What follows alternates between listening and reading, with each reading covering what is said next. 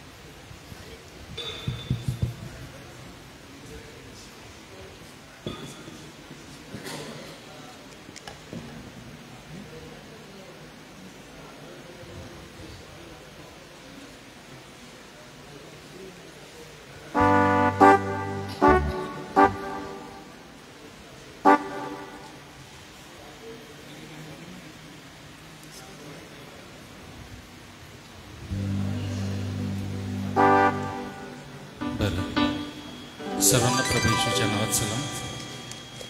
आपण सर्व आज ग्रहसनाच्या या तिसऱ्या सभेसाठी देवाच्या पवित्र मंदिरात एकत्र आलेलो आहोत आणि सर्वप्रथम आपण त्याची स्तुती आराधना करूया.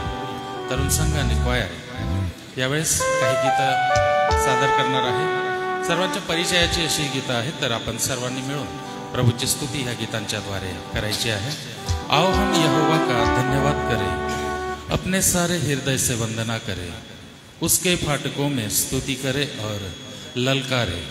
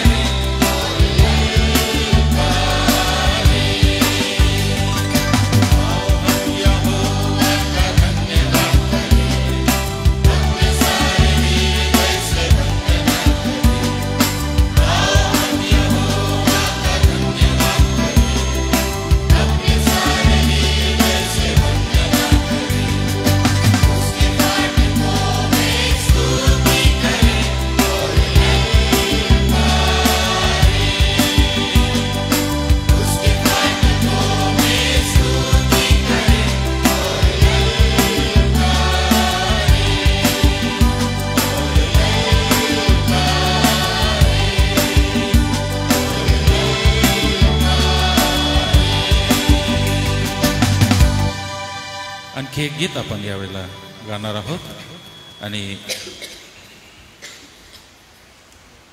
यीशु मसीह भरोसा मेरा, तू ही सहारा मेरा, मुश्किल समय में तू ही दिलासा, साथ रहेगा तू सदा।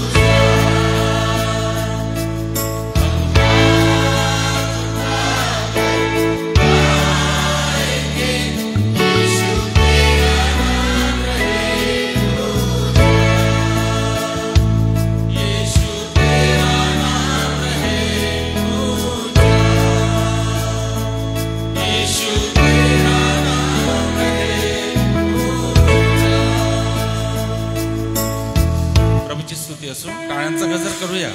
आणखी एक सुंदर गीत, विजय संगीत गीत नंबर 262, पावन है प्रभु हमारा, उसकी जय जयकार करो. या आपण सर्व टाळ्यांच्या गजरात सुंदर गीत गाऊया.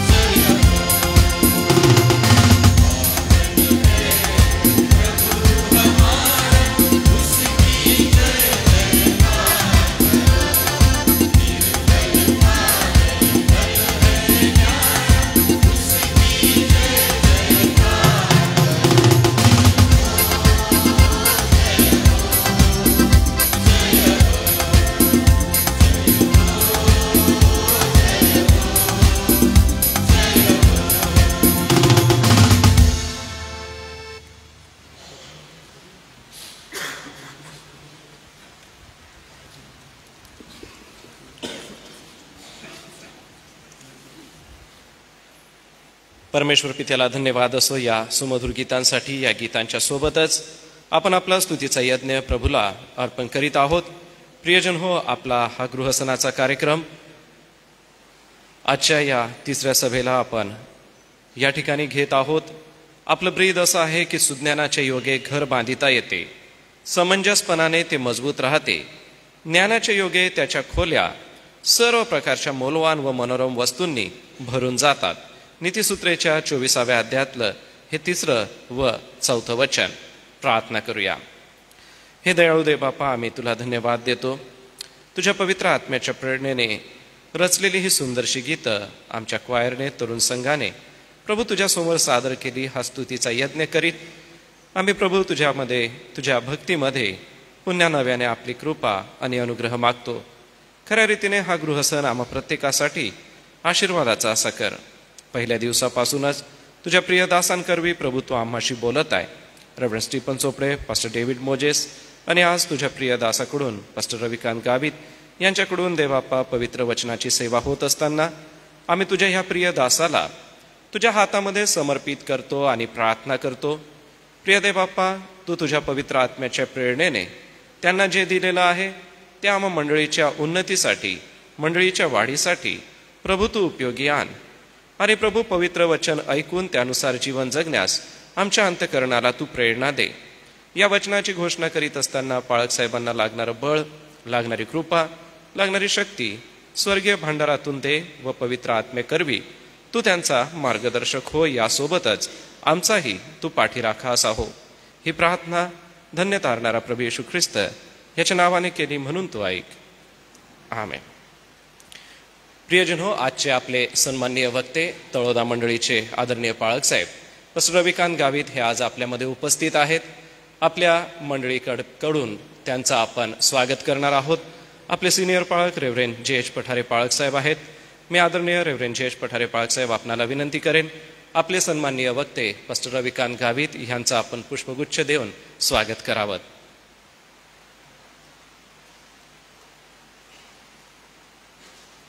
आपण सर्व टाळ्या वाजवून स्वागत करूया.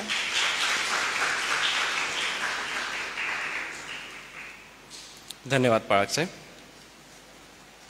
ऑनलाईन पाहणारे सर्व प्रियजन व या ठिकाणी उपस्थित असलेली प्रिय मंडळी, आपल्या सगळ्यांच्या उपस्थितीमध्ये मी आजच्या सभेचे आपले सन्माननीय वक्ते पास्टर रविकांत गावित यांचं स्वागत करतो पुन्हा एक वार शब्दसुमनांनी आणि विनंती करेन की आपण पुढे येऊन आजच्या पवित्र वचनाची सेवा करावी.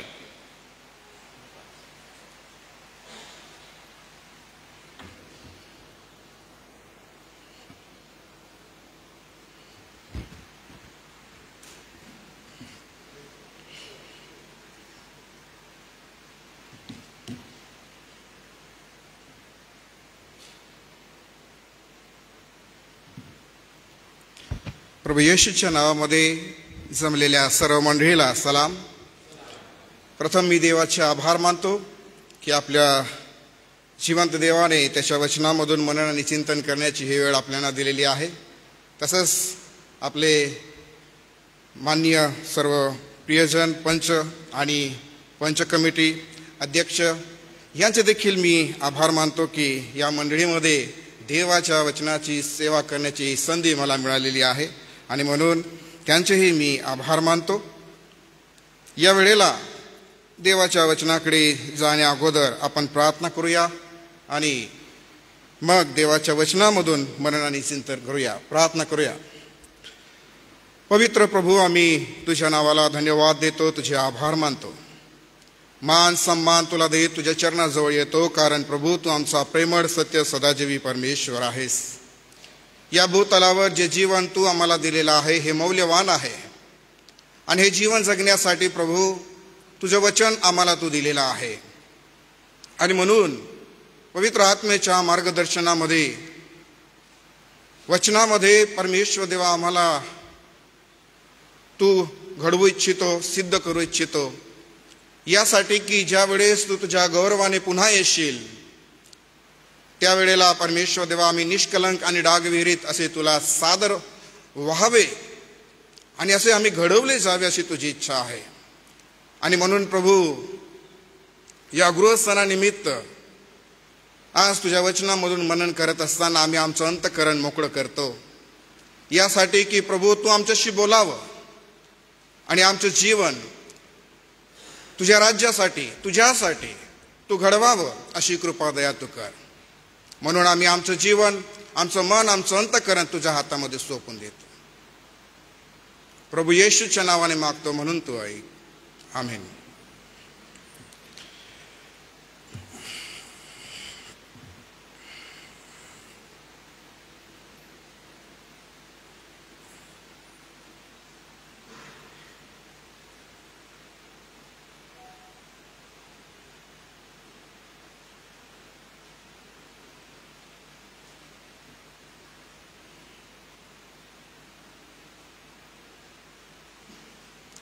देवाच्या वचनाकडे या वेळेला आपण जाणार आहोत आणि परमेश्वर आपलं चांगला आहे आणि तो रोज प्रतिदिवशी त्याची कृपा आपल्यावर करतो. आणि आजही आपल्यावर देवाने कृपा केलेली आहे की आजच्या दिवशी त्याच्या वचनामधून मननाने चिंतन करावं.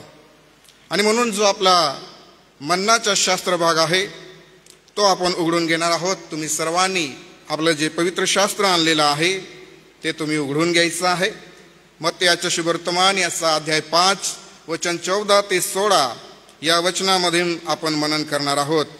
परंतु मी तुमच्यासाठी एकच वचन त्यातून वाचणार आहे, ते हे की दिवा लावून मापाखाली ठेवत नसतात, दिवठणीवर ठेवतात, म्हणजे तो घरातल्या सर्वांना प्रकाश देतो. दिवा लावून मापाखाली ठेवत नसतात तर दिवठणीवर ठेवतात, म्हणजे तो घरातल्या सर्वांना प्रकाश देतो. आणि म्हणून आज जो विषय आपण निवडलेला आहे तो म्हणजे प्रकाश देणे. आपल्या जीवनामध्ये जो विश्वास आपण स्वीकारलेला आहे, ज्या विश्वासाचं समर्थन आम्ही करतो, एक विश्वासणारे म्हणून जेव्हा आपण या जगामध्ये वावरतो आणि आपलं कौटुंबिक जीवन जगतो, त्यावेळेला परमेश्वर आमच्याकडे पाहतो की माझे लेकरं ज्यांना मी निवडलं आहे, ज्या कुटुंबाला मी निवडलेलं आहे, त्या कुटुंबाकडे जी मी अपेक्षा करतो आहे ती त्याच्या जीवनामध्ये दिसते का? कारण असं कोणतं कुटुंब नाही की परमेश्वर ज्याचा उद्धार करेल, ज्यांच्या पापांची क्षमा करेल आणि ज्यांना नीतीच्या मार्गाने चालण्याचं सुशिक्षण त्यांना तो देईल आणि त्यांच्या जीवनामध्ये अंधकार राहील, असं तो कधीही अपेक्षित करत नाही. तर तो इच्छा करतो, अपेक्षा करतो. उदाहरणार्थ जर तुम्ही पाहिलं तर शुभवर्तमानांमध्ये आपण वाचलेलं आहे, ऐकलेलं आहे की परमेश्वर या अवनीवर असताना, या भूतलावर असताना ज्यावेळेस कोणी त्याच्याकडे क्षमा मागत असे किंवा कोणी क्षमेस पात्र होत असे तर परमेश्वर त्यांची क्षमा करत असे. परंतु ज्या वेळेला ते त्याच्यापासून दूर जाईल किंवा वेगळं होत असे तर शेवटचा संदेश किंवा शेवटचं वाक्य परमेश्वर त्यांच्याविषयी बोलत असे ते हे की पुन्हा जाऊन पाप करू नको. आणि म्हणून याच्यावरून आपल्याला समजते, कळते की परमेश्वर काय अपेक्षित करतो. आणि म्हणून आजही आपल्याला या शास्त्र भागामधून काही गोष्टी समजून घेण्याचा प्रयत्न करायचा आहे की आम्ही ज्या मार्गावर चालत आहोत तो मार्ग योग्य आहेत का? ज्या कुटुंबामध्ये आम्ही राहतो आहोत तो कुटुंब व्यवस्थित आहेत का? कारण प्रियानो, एका छपराखाली राहणं, फक्त कुटुंब म्हणून घेणं एवढंच मर्यादित नाही आहे. कारण एक दैवी कुटुंब, एक पाचारलेलं कुटुंब यामध्ये आणि जगी कुटुंबामध्ये खूप फरक आहे. याला आम्ही जगाशी जोडू शकत नाही. याच्यामध्ये तुम्हाला देवाच्या वचनामधून अशा काही गोष्टी पाहायला मिळतील, शिकायला मिळतील की ते घर किती प्रभावी आहे की ज्याच्यामध्ये परमेश्वर वस्ती करतो, ज्याच्यामध्ये परमेश्वर राहतो. आणि म्हणून आज आपण मनन करत असताना या ठिकाणी एक वैयक्तिकरित्या देखील विचार करायचा आहे, कौटुंबिक दृष्ट्या देखील विचार करायचा आहे आणि एक मंडळीच्या दृष्टिकोनातून देखील आपल्याला विचार करायचा आहे की प्रकाश देणं म्हणजे काय. तो प्रकाश देतो असा प्रयोग या ठिकाणी केलेला आहे वचनाचा. आणि म्हणून याच गोष्टी जाणून घेत असताना काही अशा गोष्टी ज्या आपल्या घरामध्ये कॉमनली सांगितल्या जातात किंवा बोलल्या जातात आणि जगामध्ये देखील अनेक वेळेला इतरांमध्ये संवाद साधत असताना आपण बोलत असतो. थोडक्यात मी ते तुमच्यासमोर मांडतो. आपण असे पुष्कळ वेळा म्हणत असतो, कदाचित आपण बोललो असेल तर थोडक्यात मी ते तुम्हाला सांगतो. तर हे की मी विश्वास करतो. आपण हे बोललेलो आहे आणि हे बोलणं चांगलं आहे. ठीक आहे, पुढे बघूया. मी पश्चाताप केलेला आहे किंवा केला आहे. माझे तारण झालेले आहे. मी देवावर प्रीती करतो. मी देवाला ओळखतो आणि मला सर्व माहीत आहे. कॉमनली या गोष्टी समाजामध्ये विश्वासणाऱ्यांमध्ये बोलल्या जातात. परंतु जेव्हा या गोष्टी बोलल्या जातात तेव्हा आपल्या कुटुंबामधून काही अशा गोष्टी ज्या आम्ही पाहायला पाहिजे. कारण आम्ही बोलतो खरी गोष्ट आहे आणि आम्ही आपल्या विश्वासाचं समर्थन करायलाच पाहिजे. आपल्या घरामधून आपल्या कुटुंबाने ते समर्थन करायलाच पाहिजे. परंतु ज्या वेळेस देवाच्या वचनाकडे पाहतो तर देवाचे वचन एक योग्य कुटुंब कसं असलं पाहिजे ते शिक्षण देतं. आपण आपल्या दृष्टीने आपल्या कुटुंबाकडे पाहतो तर ते सुंदर आणि चांगलंच दिसेल. परंतु देवाच्या दृष्टीने पाहण्याचा प्रयत्न आपण करायला शिकायला पाहिजे आणि तो दृष्टिकोन फक्त देवाच्या वचनामधूनच आम्हाला प्राप्त होत असतो. आणि त्यासाठी जो प्रकाश या ठिकाणी सांगितलेला आहे त्याचा थोडासा काही भाग आम्ही समजून घेण्याचा प्रयत्न करूया. की प्रकाश म्हणजे काय, तर अंधाराचा अभाव असं त्या ठिकाणी तुम्हाला पाहायला मिळेल. उदाहरणार्थ जसं वचनामध्ये परमेश्वराचा दासाने लिहिलेला आहे पहिले योहान 1:5 मध्ये की जो संदेश आम्ही त्याच्यापासून ऐकला आहे तो तुम्हाला विदित करतो. तो संदेश हा की देव प्रकाश आहे आणि त्याच्या ठायी मुळीच अंधार नाही. म्हणजे देवाचा स्वभाव आणि हेतू आम्ही लक्षात ठेवायचा आहे. ज्याही गोष्टी आता या ठिकाणी दाखवत आहे त्या फक्त लक्षात ठेवायच्या आहे जेणेकरून जो संदेश आम्ही पाहणार आहोत तो आम्हाला चांगल्यारीत्या समजेल. म्हणून प्रकाश म्हणजे काय, अंधकाराचा अभाव. अंधार काय आहे तर हे पापाचं प्रतीक आहे. पवित्र शास्त्रामध्ये आम्ही जेव्हा अभ्यास करतो तर ते आम्हाला दर्शवतं की अंधार हे पापाचं प्रतीक आहे आणि प्रकाश जो आहे तो पवित्रतेचं आणि शुद्धतेचं प्रतीक आहे. आणि याच प्रकाशाला अनेक असे अर्थ पवित्र शास्त्रामध्ये तुम्हाला पाहायला मिळतील. ते हे की प्रकाश हे उल्हासाचेही प्रतीक आहे, आध्यात्मिक आनंदाचं देखील प्रतीक आहे. देवाचं वचन प्रकाश आहे असंही आम्हाला वाचायला मिळतं. तसंच जे विश्वासणारे आहेत ते देखील प्रकाश आहेत असं पवित्र शास्त्रामध्ये आपल्या वाचनात आलेलं आहे. आणि म्हणून हे वचन जे आम्ही वाचतो इफिस 5:8 मध्ये तर कारण आम्ही पूर्वी अंधकार असे होतो पण आता तुम्ही प्रभूमध्ये प्रकाश असे आहात. प्रकाशाच्या प्रजेसारखे चाला. आणि म्हणून ह्या ज्या गोष्टी आहे ह्या फक्त लक्षात ठेवण्यासाठी तुमच्या समोर मी ठेवलेल्या आहे. आता आम्ही विश्वासणारे आहोत. या ठिकाणी कोणीही अविश्वासणारं नाही असं मी भरोसा करतो, विश्वास करतो. कारण आम्ही विश्वास करणारे आहोत म्हणून प्रभूच्या मंदिरी ख्रिस्तामध्ये सर्वजण एकत्र झालेलो आहोत. आणि म्हणून पूर्वी विषयी लिहिलेला आहे तर पूर्वी अंधकार असे होतं असं लिहिलेलं आहे. याचा अर्थ पापाचं जीवन आमचं होतं परंतु ख्रिस्तामध्ये आम्हाला सार्वकालिक जीवनामध्ये जाण्यासाठी एक पवित्र आणि शुद्ध जीवन त्यांनी दिलेलं आहे. आणि म्हणून जेव्हा आमच्या पापांची क्षमा झाली असं देवाचं वचन म्हणते तर आमच्या सर्व पापांची क्षमा झाली असं आम्हाला वाचायला मिळतं. आणि म्हणून जे पूर्वीचं आहे ते आम्ही सोडून दिलेलं आहे. परंतु वचनामध्ये असं म्हटलंय की आता तुम्ही म्हणजे आताच्या या परिस्थितीमध्ये तुम्ही कोण आहेत तर प्रभूमध्ये प्रकाश असे आहात. आता प्रभूमध्ये प्रकाश असे आहे म्हणजे प्रभूमध्ये तुम्ही पवित्र आहेत, प्रभूमध्ये तुम्ही शुद्ध आहे. आणि या गोष्टीला आम्हाला सांभाळणं गरजेचं आहे, या गोष्टी जपणं गरजेचं आहे. आणि हे कसं जपणार, हे आमच्या वैयक्तिक जीवनामध्ये जपायचं आहे, हे आमच्या कौटुंबिक जीवनामध्ये जपायचं आहे, हे आमच्या मंडळीमध्ये आम्हाला जपायचं आहे. आणि जर हे आम्ही केलं तर खरोखर आम्ही त्याचे साक्षीदार आहोत, आम्ही त्याचे अनुयायी आहोत. या जगामध्ये ही साक्ष दिसून येईल. आणि म्हणून यासाठी प्रकाशाच्या प्रजेसारखं चालणं हे फार महत्वाचं आहे.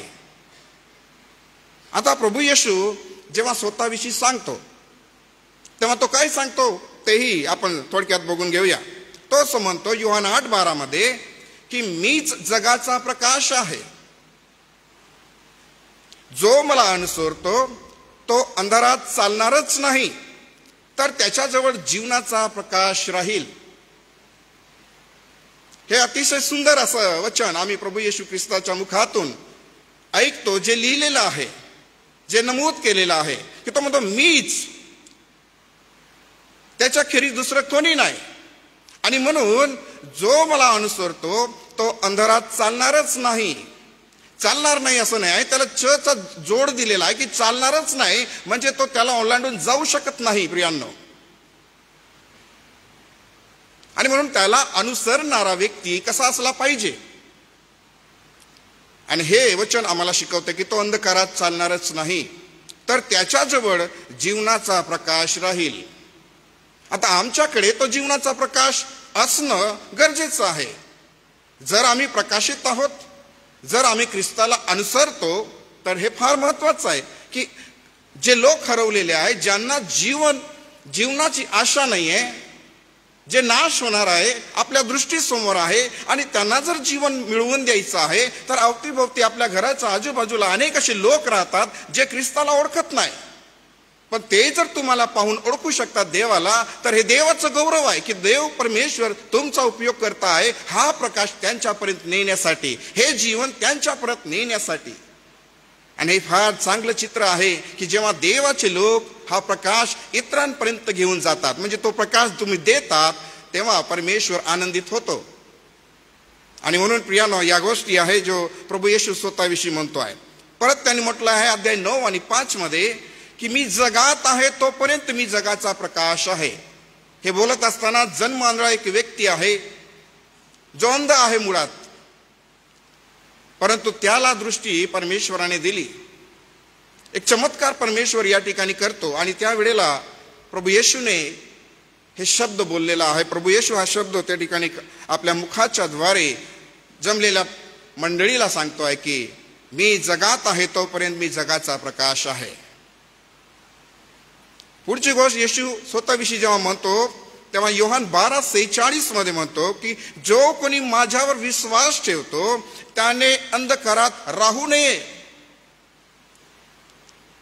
त्याने कशात राहायचं नाही आहे, तर अंधकारात राहायचं नाही आहे. तर मी जगात प्रकाश असा आलो आहे, म्हणून मी जगात प्रकाश असा आलो आहे, अंधकारात राहायचं नाही.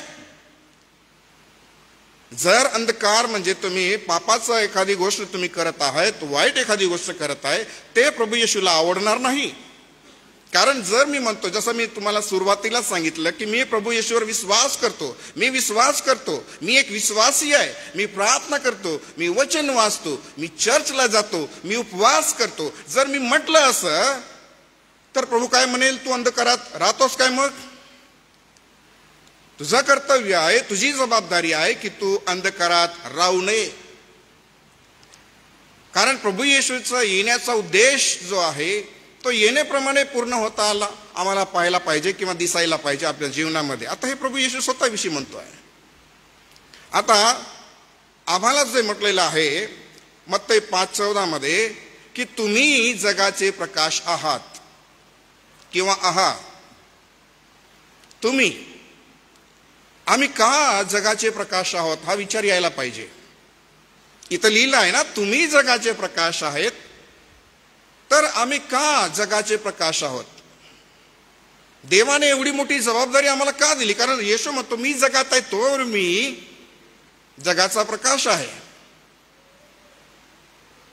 आता हे काम जर कोणाला पूर्ण करायचं आहे तर ते देवाच्या लोकांना, जे त्याचे अनुयायी आहे, जे त्याच्यावर विश्वास करतात, जे अंधकारात चालत नाही, जे अंधकारामध्ये राहत नाही, त्यांना हे काम पुढे नेण्यासाठी ही जबाबदारी परमेश्वर त्या समयामध्ये आम्हाला देताना पाहायला मिळते. डोंगराच्या प्रवचन मध्ये जे डोंगरावरील प्रवचन आहे त्यामध्ये प्रभू हे बोलतो आहे. आणि म्हणून एक साधा दृष्टिकोन ठेवण्याचा प्रयत्न मी करतो या ठिकाणी. जो एक दृष्टिकोन आहे तो जर म्हटलंय तुम्ही असं जर परमेश्वर म्हणतो, तर आम्ही येथे पाहतो की त्याच्या मागे चालणारे लोक आहेत त्या ठिकाणी, त्याचे शिष्य आहे आणि अनेक समुदाय, अनेक लोक त्या ठिकाणी आहे जे झुंडीने त्याच्याकडे येत आहे. आणि म्हणून तुम्ही जर तो म्हणतो आहे, तर तेथे त्याच्या मागे चालणारे किंवा त्याचं ऐकणारे लोक आहे, त्याच्याजवळ बसणारे लोक आहे आणि त्या लोकांना हे तो सांगतो आहे. पुढची गोष्ट याच्यामध्ये आम्हाला पाहायला मिळते की जग, आणि जग या ठिकाणी जर आहे, जगाविषयी परमेश्वर या ठिकाणी उल्लेख करतो आहे, तर एक जगाची गरज जी आहे ती आम्हाला समजते, कळते आहे. जग कोणत्या परिस्थितीमध्ये पडलेलं आहे, अडकलेलं आहे, हे समजून घेणं गरजेचं आहे. आणि म्हणून जगाची गरज जी आहे ती समजते की जीवनाची गरज लोकांना आहे, त्यांना प्रकाशाची गरज आहे, कारण ते अंधकारामध्ये बसलेले आहे. फार लवकर ख्रिसमस येईल आणि अंधकारामधील बसलेल्या लोकांनी प्रकाश पाहिला हे वचन तुम्ही ऐकणार आहात. परंतु अनेक लोक तौहीशास्त्र वाचतील आणि पाहतील की प्रकाश आला, परंतु त्यांनी त्याचा स्वीकार केला नाही, कारण त्यांची कृत्ये दुष्ट होती.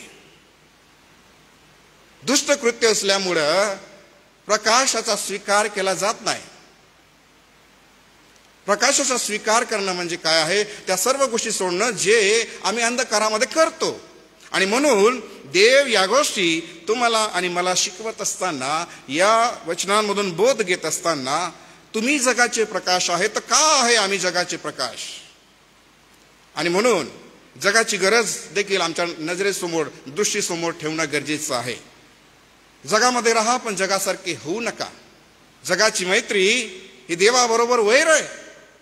आणि म्हणून देव परमेश्वर आम्हाला या गोष्टी तो शिकवतो की जगामध्ये तुम्ही आहात, तर तुम्ही प्रकाशासारखे दिसणं गरजेचं आहे. बघूया काय म्हटलेलं आहे. प्रकाश आहात म्हणजे काय? येथे ख्रिस्ताचा जो अनुयायी आहे तो कसा असावा हे दिसतं. ख्रिस्ताचा जो अनुयायी आहे, जो विश्वास करणारा आहे, तो कसा असावा हे दिसतं. किंवा तो जो तारण पावलेला आहे, ज्यांच्यावर प्रभू विश्वास करतो, ते या ठिकाणी आम्हाला पाहायला मिळत आहे. आणि म्हणून थोडक्यात त्यांनी असं एक शब्द या ठिकाणी म्हटलेला आहे, वाक्य म्हटलेलं आहे की डोंगरावर वसलेले नगर लपू शकत नाही. जे नगर, जे गाव डोंगरावर वसलेले आहे ते लपू शकत नाही. लपू शकत नाही याला जोर फार दिलेला आहे. जे वर वसलेलं आहे, जे डोंगरावर वसलेलं आहे, एक विशेषता या ठिकाणी दर्शवलेली आहे. आणि म्हणून वचनामध्ये जो आपल्या मन्नाचा शास्त्र भाग आहे, किंवा जे वचन आपण विशेष मन्नात घेणार आहोत, त्या गोष्टीकडे आपण लक्ष देऊया की प्रभू त्यातून आम्हाला काय म्हणतो. बघा या ठिकाणी काय म्हटलेलं आहे. मत्तई 5:15 मध्ये म्हटलं आहे की दिवा लावून मापाखाली ठेवीत नसतात, तर दिवठणीवर ठेवतात, म्हणजे तो घरातल्या सर्वांना प्रकाश देतो. हे फार महत्वाचं आहे. तो घरातल्या सर्वांना प्रकाश देतो. आता तो घरातल्या सर्वांना प्रकाश देतो असं जर आपण म्हटलं, तर याचा अर्थ त्याच्यामध्ये अडखळण नाही आहे. ज्या उजेडामध्ये तुम्ही चालताय त्याच्यामध्ये ठेस लागून पडणं हे फार कमी आणि असं कमी घडणारं चित्र आहे की तुम्ही उजेडात असताना पण ठेस खाऊन पडतात असं. पण उजेड आहे तर तुम्ही ठेस खाऊन पडू शकत नाही, तुम्ही चुकू शकत नाही. आणि म्हणून दिवा जो आहे तो तेलाच्या साह्याने प्रकाश देणारा एक साधन म्हणून या ठिकाणी आम्हाला पाहायला मिळत आहे. एक साधन आहे ते, ज्याचं परमेश्वर थोडक्यात एखादं उदाहरण देऊन त्यांना हे सांगत असताना, शिकवत असताना या साधनांचा उपयोग करतोय, किंवा हा दाखला किंवा या गोष्टी त्यांना समजवण्यासाठी तो प्रयत्न करतोय की तुम्ही कोण आहेत. विशेष करून एका विश्वासणाऱ्याला तो दिवा सारखं त्या ठिकाणी तो ठेवतोय की तुम्ही या गोष्टी समजून घ्या की तुम्हाला ज्या वेळेस परमेश्वराने प्रज्वलित केलेला आहे, तुमचं रूपांतर केलेलं आहे, तुमच्या पापांची क्षमा केलेली आहे, तुम्ही विश्वासणारे उद्धार पावलेले, तारण पावलेले आहे. तर ही गोष्ट तुम्ही समजून घ्यायला पाहिजे की हे एक साधन आहे, पण प्रकाश जो आहे तर ज्याच्यामुळे दिसणं शक्य होते हे एक तत्व आहे आणि हे लपू शकत नाही. तुम्ही प्रकाशाला अडवू शकतात का? त्या पेटलं, दिवा पेटला म्हणजे तो प्रकाश कसा आहे, त्याचा गुणधर्म आहे. काय आहे? तो एक गुण आहे, त्याचा स्वभाव आहे. तो पेटला म्हणजे उजेड देणं हे त्याचं काम आहे. जीवन बदललं, क्षमा झाली म्हणजे एक पवित्रता, एक धार्मिकता, या सर्व गोष्टी आमच्या जीवनामधून ऑटोमॅटिक ख्रिस्ताच्या कृपेने, पवित्र आत्म्याच्या साह्याने आमच्यामधून ते प्रवाहित व्हायला पाहिजे. असं नाही की तुम्ही त्याला कुंठित करू शकतात. आणि म्हणून प्रभू येशू या ठिकाणी आम्हाला काही गोष्टी शिकवतोय, सांगतोय की दिवा लावून मापाखाली ठेवीत नसतात.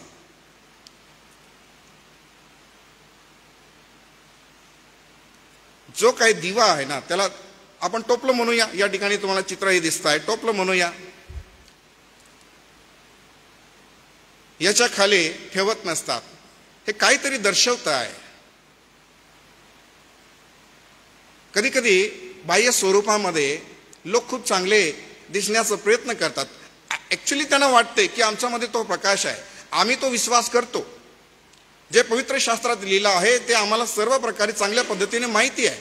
पण तुमच्यातला जो प्रकाश आहे तो अशा कोणत्या तरी टोपल्याने झाकलेला तर नाही ना, हे पाहणं गरजेचं आहे. कारण आपल्या जीवनाकडे पाहून जर कोणी ठेस खात असेल, कोणी ख्रिस्तापासून दूर जात असेल, तर आम्ही नक्कीच अशा काही टोपल्यांमुळे किंवा अशा काही जगाच्या गोष्टींमुळे वेढलेलो आहोत, ज्याच्यामुळे लोक ठेस खाऊन पडतायत. आपलं काम आहे की कोणी ठेस खाऊ नये. आणि म्हणून घरातल्या सर्वांना प्रकाश देणं आपलं काम आहे. आता घरातल्या सर्वांना प्रकाश जर द्यायचा आहे तर तो कसा द्यायचा आहे हे आम्हाला समजून घ्यायचं आहे प्रियांनो आजच्या दिवशी. कारण पती पत्नी म्हणा, लेकरं म्हणा, आजी आजोबा म्हणा, अनेक नाते घरामध्ये असतात.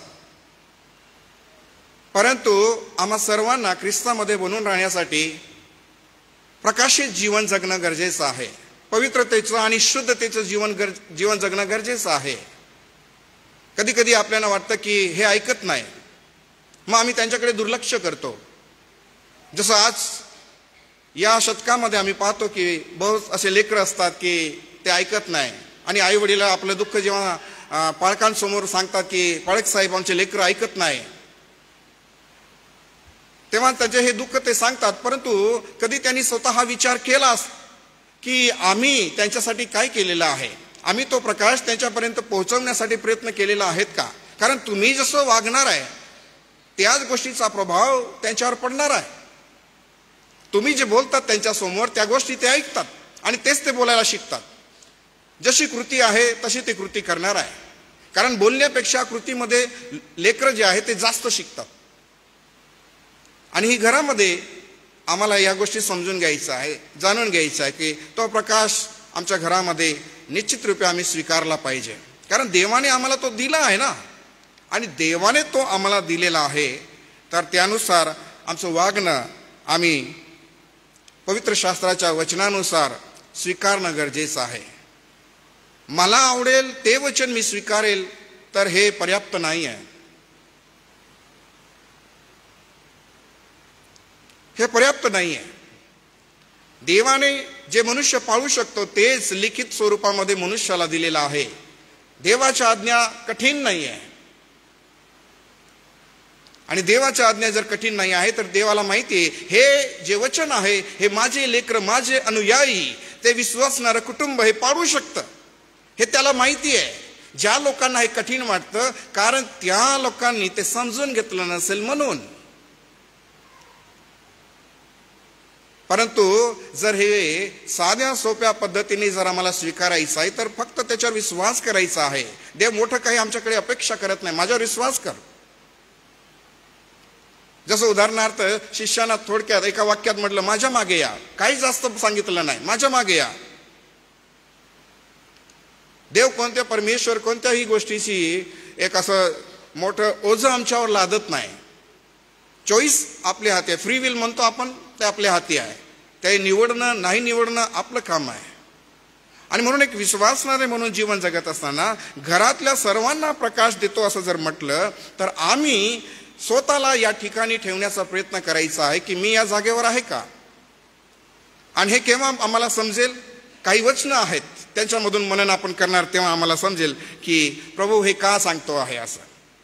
बघा काय म्हटलेलं आहे. पहिले योहान 2 अध्याय वचन 10 आणि 11 काय म्हटलेलं आहे की आपल्या बंधूवर प्रीती करणारा प्रकाशात राहतो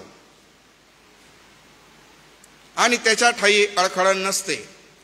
बघा, तो जर घरातल्या सर्वांना जर तो प्रकाश देतो आहे याचा अर्थ त्याच्या ठायी अडखळण नाही आहे. आता का अडखळण नाही आहे? कारण आहे, कारण तो आपल्या बंधूवर प्रीती करणारा आहे.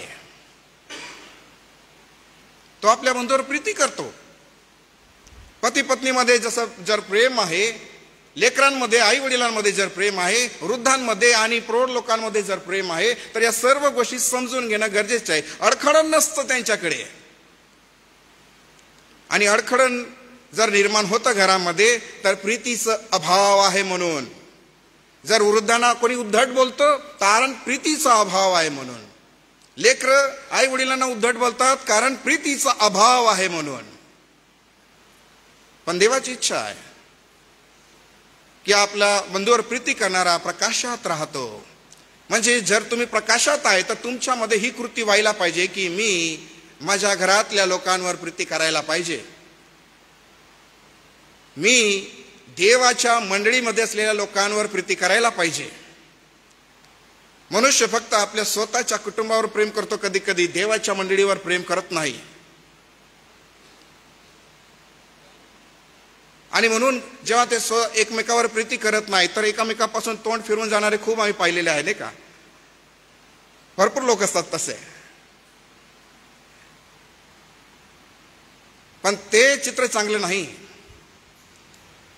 याचा अर्थ अंधार किती प्रभावी आहे, पाप किती प्रभावी आहे आमच्या जीवनामध्ये हे आम्ही समजून घ्यायला पाहिजे प्रियांनो. प्रभूने म्हटलेलं आहे, पण आपल्या बंधूचा द्वेष करणारा अंधारात आहे. कुठे आहे? अंधारामध्ये आहे व अंधारात चालतो. पहिली गोष्ट अंधारात आहे, दुसरी गोष्ट अंधारात चालतो, तिसरी गोष्ट तो कुठे चालला आहे हे त्यालाच कळत नसते.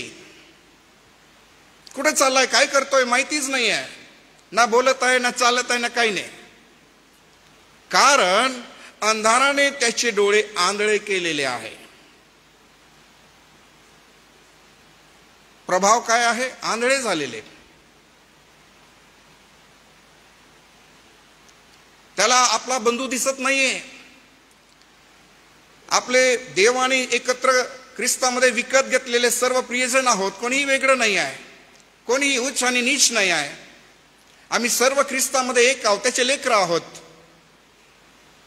एक कुटुंब म्हणून वावरत असताना आम्ही स्वतःला या गोष्टी विचारायला पाहिजे की जेव्हा मी माझ्या भावाकडे बहिणीकडे पाहतो, काय मी त्यांचा द्वेष करतो? जर करतो तर हे वचन सत्य बोलत आहे की मी अंधारात चालतोय, मी स्वतःला फसवून घेत आहे, असं ते होईल. आपलं काम आहे, आपलं कर्तव्य आहे, आपली जबाबदारी आहे की जर आम्ही एका कुटुंबाच्या दृष्टिकोनातून स्वतःला पाहतो तर आम्ही तसं राहायला पाहिजे प्रियांनो. कारण तो घरातल्या सर्वांना प्रकाश देतो हे परमेश्वर सांगतो. तुम्ही जगाचे प्रकाश आहे हे परमेश्वर सांगतो. आणि जर तुम्ही घरात चांगलं वागत नसेल तर तुमची साक्ष ती नाही आहे जी परमेश्वर अपेक्षित करत आहे. काही घरांमध्ये जर सारखे भांडणं असली, वादविवाद असले तर त्या घराची काही साक्ष आहे? काहीच साक्ष नाही आहे. आज पवित्र शास्त्र लोकांना कदाचित वाचण्यासाठी मिळत नसेल किंवा पवित्र शास्त्र वाचून जीवनाकडे वळतील असे फार क्वचित लोक राहतील. पण सगळ्यात जास्त जर कोणी देवाला म्हणजे देवाच्या साह्याने लोकांना आकर्षित करू शकतो असं जर कोण असेल तर तो फक्त विश्वासणारा आहे, त्याचा अनुयायी, त्याचं निवडलेलं कुटुंब ज्यांना त्यांनी निवडलं आहे. कारण ते या गोष्टी करतात कारण त्यांना जगात प्रेम दिसत नाही, आणि प्रेम हे देवाच्या लोकांमध्ये दिसायला पाहिजे. पण आपसामध्ये जर देवाचं कुटुंब भांडायला लागलं तर मग कोणी आपल्याकडे वळणार नाही प्रियांनो, कोणी आपल्यावर विश्वास करणार नाही. देवाने त्यांनी म्हटलं मी जगाचा प्रकाश आहे. त्यांनी प्रेम केलं तर लोक थव्यांच्या थव्या त्याच्या मागे चालत होते. आता तुम्ही जगाचे प्रकाश आहे तर तुमच्या मागे किती लोक चालू शकतात हे पाहणं गरजेचं आहे. आपल्या घराच्या बाजूमध्ये असलेला व्यक्ती आपण 30-40 किती वर्ष आपण जगणार संगती राहतो, पण जरी ती व्यक्ती आपल्या जीवनाने प्रभावित होत नसेल तर आम्ही आत्मपरीक्षण करायला पाहिजे. कारण देवाला कार्य करायला खूप आवडते प्रियांनो, आणि देवाचं वचनही कार्य करणारं आहे. आणि म्हणून वचन म्हणते की देवाचं वचन कार्य केल्याशिवाय परत येत नाही.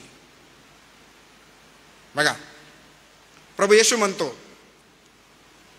माझ्यावर विश्वास ठेवणाऱ्या या लहानातील एकाला जो कोणी अडखवील त्याच्या गळ्यात मोठ्या जात्याची तळी बांधून त्याला समुद्राच्या खोल पाण्यात बुडवावे यात त्याचे हित आहे. जर तुम्ही कोणाला अडखवतात, एक विश्वासणारे म्हणून, एक विश्वासणारे कुटुंब म्हणून अडखळा निर्माण करतात, तर हे परमेश्वराचे शब्द आहे. वर हे परमेश्वराचे शब्द आहे की कसं आहे बघा, चित्र पण तुम्हाला देतो. यात त्याचं हित आहे.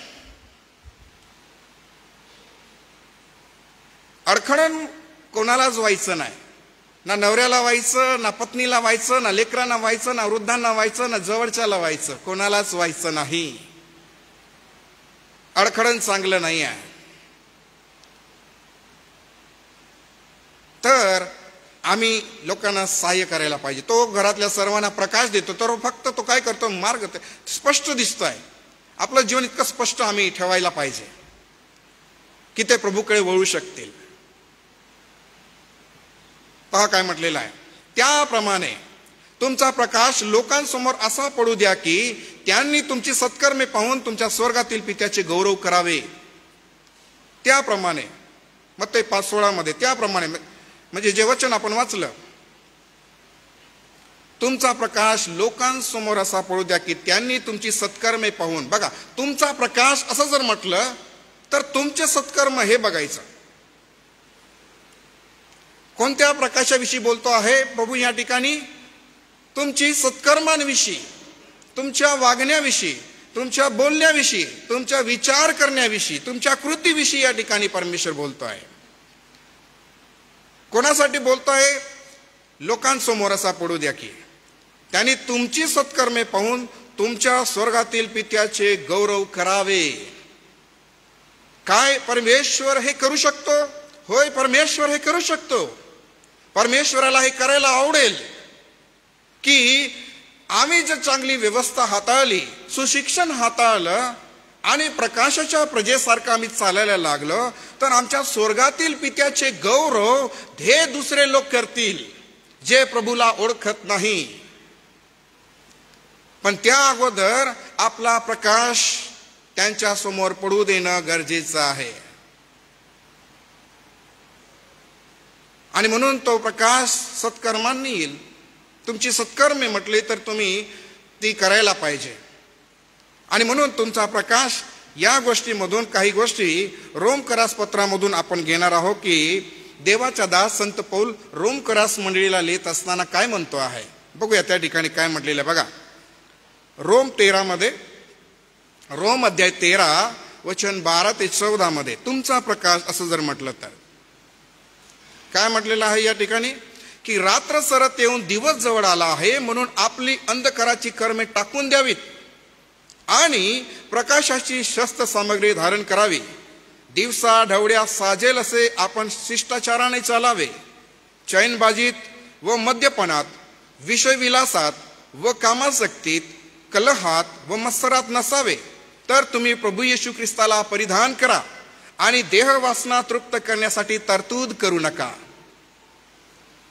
स्पष्ट आहे. आणि म्हणून आम्ही देखील हे समजून घेण्याचा प्रयत्न करायचा आहे.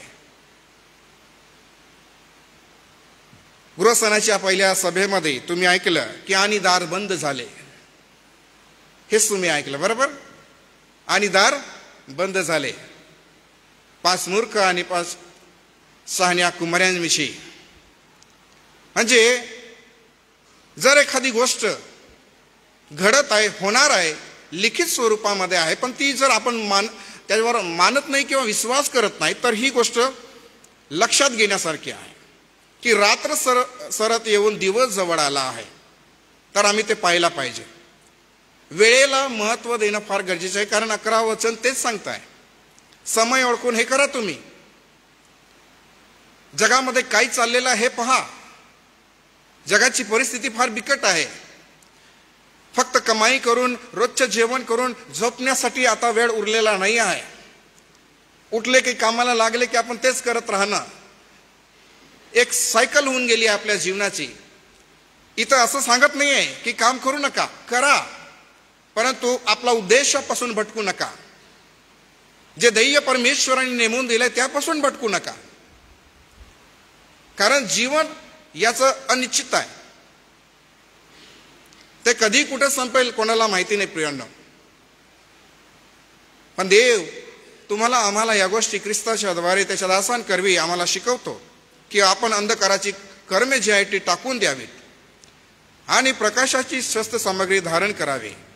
यासाठी या गोष्टींकडे आपण लक्ष द्यायला पाहिजे. आता शस्त्र सामग्री काय आहे, तर काही अशा गोष्टी आहेत जे या ठिकाणी आपल्याला पाहायला मिळतात. थोडक्यात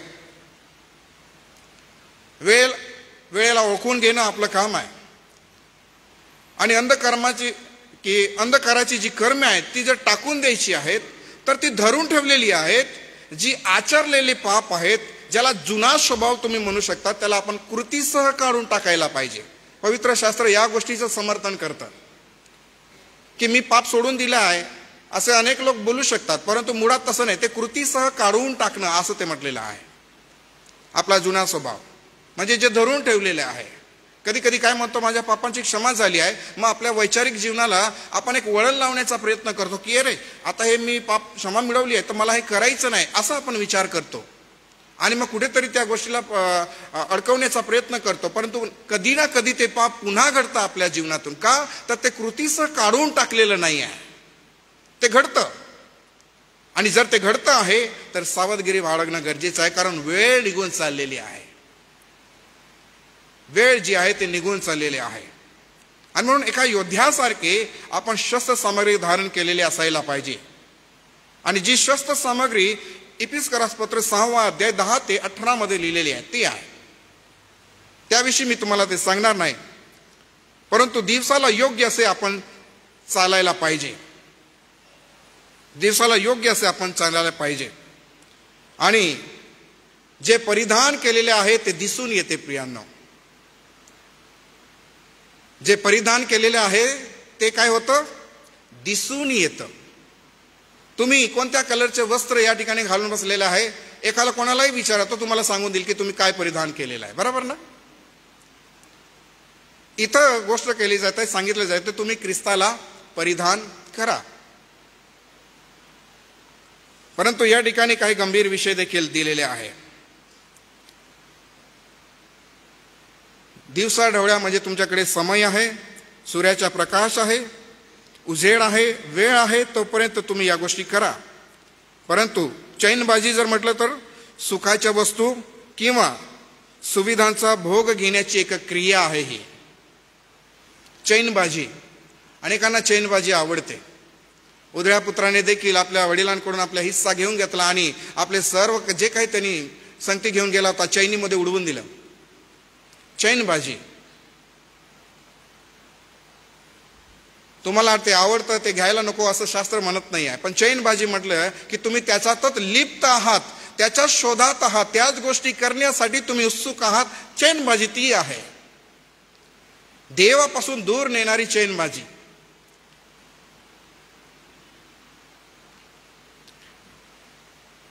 आणि म्हणून चैनबाजीमध्ये आपल्याला राहायचं नाही. आणि मद्यपान जर म्हटलं तर फार भयंकर स्थिती आहे. मद्यपानात अनेक लोक तुम्हाला यात आढळतील, पाहायला मिळतील. अनेक प्रकारचे मद्यपान आहे आणि लोक करतात. काय विश्वासणारे मद्यपान करत नाही, काय विश्वासणारे चैनबाजी करत नाही, करतात ना. कारण ते स्वतःला विश्वासणारे म्हणत असतील, परंतु देवाच्या दृष्टीने ते खरंच विश्वासणारे का? मग पहा, जर एखाद्याला मद्यपान करायचं आहे तो काय करतो माहिती आहे? काही अशा गोष्टी शोधतो पवित्र शास्त्रामध्ये ज्याच्या आड त्याला लपता येईल. कुठे लपतो तो? काना गावाच्या लग्नामध्ये प्रभूने दारू बनवली, तिथं लपतो. अजूनच हुशार असला तर बोलेल की पौलाने तिमोथेला सांगितलं होतं की पोटाच्या दुखण्यासाठी थोडं थोडं घेत जा. त्याला प्यायची आहे ना, त्याला प्यायची आहे, मग वचनामधून कुठेतरी लपण्याची जागा शोधायची. मनुष्य वचनाच्या आड लपण्याचा प्रयत्न करतो. हा दुरुपयोग आहे वचनाचा. वचनाचा हा कधीच अर्थ होत नाही की तुम्ही याच्या मागे लपा जेणेकरून तुम्ही पाप करू शकता. वचन ते आहे जे आम्हाला पाप करण्यासाठी प्रेरित करत नाही, कधीच नाही. ते प्रकाश आहे, त्याच्याही विषयी म्हटलंय ते प्रकाश आहे. ते कधी मनुष्याला धोका देत नाही, ते तुमची फसवणूक करणार नाही. आणि म्हणून तुम्हाला आम्हाला या गोष्टी प्रभू शिकवत असताना चैनबाजीत मद्यपानात आम्ही नसायला पाहिजे. पुढचे दोन्ही विषय जे आहे हे मनुष्याविषयी फार गांभीर्याने मनुष्याने घ्यायला पाहिजे की विषय विलासात आणि कामासक्तीमध्ये. विषय विलास म्हटला तर अधिक कामवासना असलेला व्यक्ती, अधिक कामवासना असलेला व्यक्तीविषयी या ठिकाणी बोललं जात आहे. कोणत्याही प्रकारचं हे पाप जे आहे याच्यापासून खूप सावध राहायचं. पण तरी पाप झालं किंवा ज्याला पाप करायचे मग तो दावीद राजाच्या मागे लपेल. कारण मी तुम्हाला सांगितलं, लोक लपण्याच्या जागा शोधतात. पवित्र शास्त्र आम्हाला शिकवते जसा तुमचा देव परमेश्वर पवित्र आहे तसे तुम्ही पवित्र व्हा. हे देवाला आवडतं की त्याचे लोक त्या प्रकाशामध्ये चालत आहे. आणि म्हणून अधिक कामवासना असलेल्या व्यक्तीविषयी आहे हे लिहिलेलं आहे की सारखं विचार तुम्ही ते करता. आता ही गोष्ट आहे ना, हे दिसत नाही, हे विचारांमध्ये आहे मनुष्याच्या. आणि याच्यामध्ये खूप लोक अडकलेले तुम्हाला दिसतील, खूप लोक. कारण स्पिरिच्युअल म्हणजे आध्यात्मिक युद्ध जर सगळ्यात जास्त कुठे लढलं जात असेल किंवा ते युद्ध कुठे होत असेल तर आमची मन या ठिकाणी लढलं जातं. तुम्ही तर बाहेर तुम्ही नंतर लढतात, परंतु पहिलं सुरुवात कुठे आहे? तुमच्या मनामध्ये आहे. जर तुम्ही मनामध्ये हरलात तुम्ही बाहेर युद्ध करू शकत नाही. मनामध्ये हे युद्ध चालतं. आणि म्हणून आत्मिक जीवनामध्ये जिवंत राहायचे असेल तर मनामध्ये देखील आम्ही सर्वजण प्रभूमध्ये स्थिर आणि मजबूत असले पाहिजे. त्या प्रकाशामध्ये आम्ही राहायला पाहिजे, ज्या प्रकाशाविषयी प्रभू आम्हाला या ठिकाणी सांगतो आहे. कामासक्ती जर म्हटलं तर इच्छा नसतानाही बळाने करायला वागायला लावणारी एक क्रिया या ठिकाणी म्हटलं जात आहे. इच्छा नाही आहे तरी होत आहे पाप, अशा गोष्टी.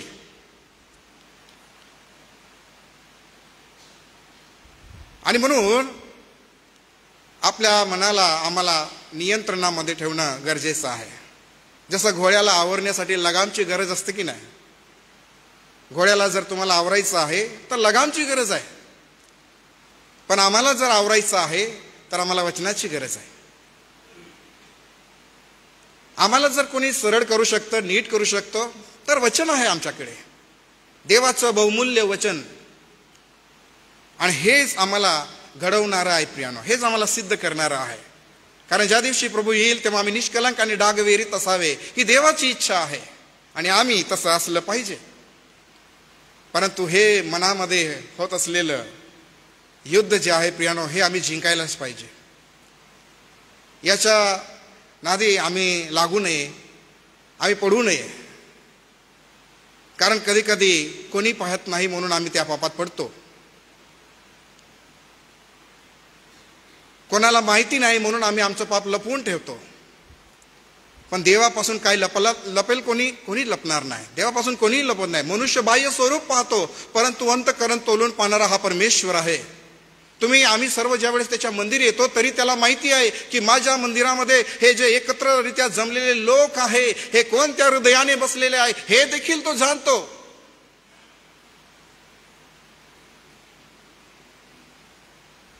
आणि म्हणून की देवाचे लोक म्हणून आमच्याकडे परमेश्वर एक चांगलं गृह, चांगलं व्यक्तिमत्व, चांगली मंडळी म्हणून आम्हाला तो पाहायला शिकवतो की तुम्ही प्रकाश द्या लोकांना.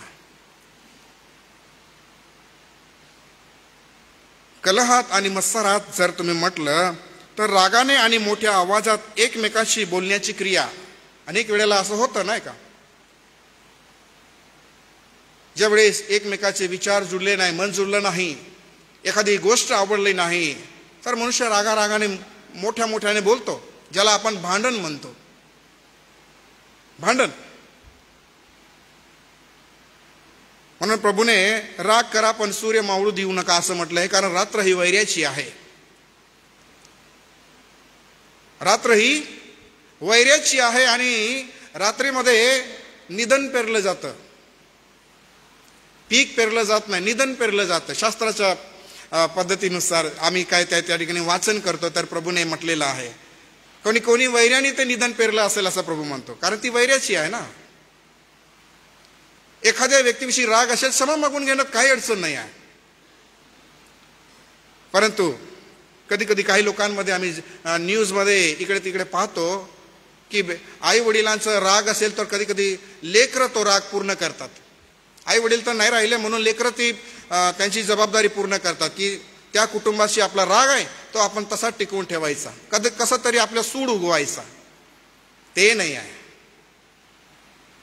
आम्हाला ज्या गोष्टीसाठी प्रभूने पाचारण केलं आहे त्या गोष्टीसाठी आम्ही महत्त्व द्यायला पाहिजे, त्या गोष्टींकडे आम्ही लक्ष लावायला पाहिजे.